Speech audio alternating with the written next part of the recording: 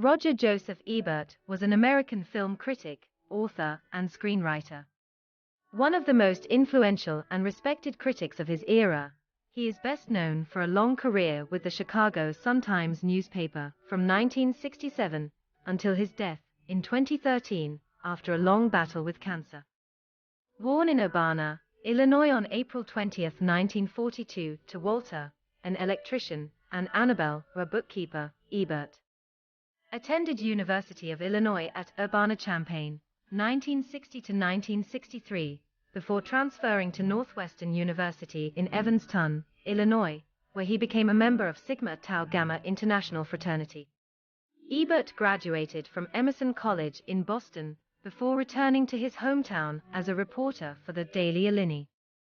Ebert eventually landed a job as a copywriter for the Chicago Sun-Times.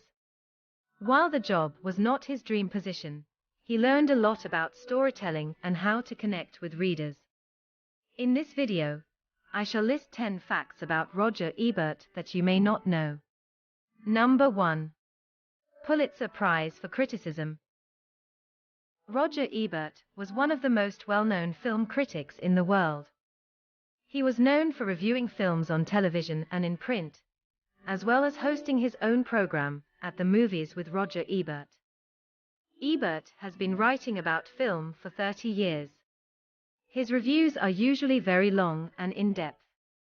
He also wrote a popular book on film called I Hated This Movie, where he answered his readers' questions about films. Roger was awarded a Pulitzer Prize for Criticism at age 59. He is the first film critic to win a Pulitzer Prize for Criticism. Number 2. Walk of Fame. When your name is engraved on the Hollywood Walk of Fame, it is a big deal.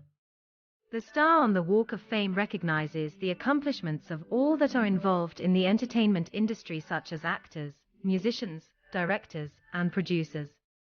In 2004, Ebert became the very first film critic given a star on the Hollywood Walk of Fame, which is a huge honor.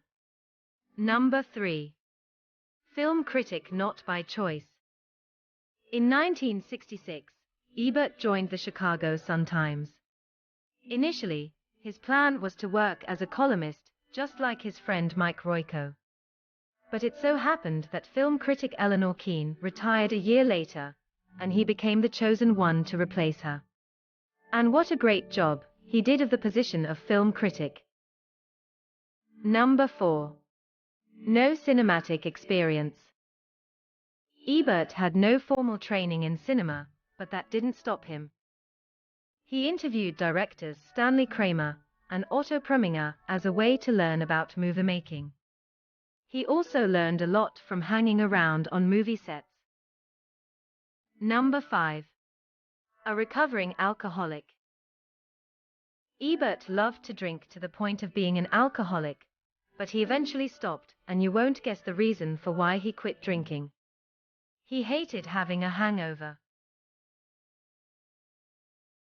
He said that if it's not for the hangovers, he would probably continue drinking, and the result might be that he would be unemployed, unmarried, and dead. Number 6. Wrote a recipe book.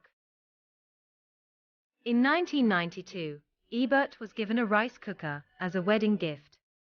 He loved the rice cooker, that he would bring it to film festivals and would use it to cook. He even wrote a recipe book in 2010 titled The Pot and How to Use It: The Mystery and Romance of the Rice Cooker. Number 7. Surprising movies that got Ebert's thumbs up and thumbs down. Ebert gave the following movies his thumbs down, which is a surprise since these movies are box office hits. The movies that got Ebert's thumbs down are Blue Velvet, Die Hard, and Full Metal Jacket. The following movies are surprising thumbs up from Ebert, and they are Benji the Hunted and Speed 2 Cruise Control. Number 8.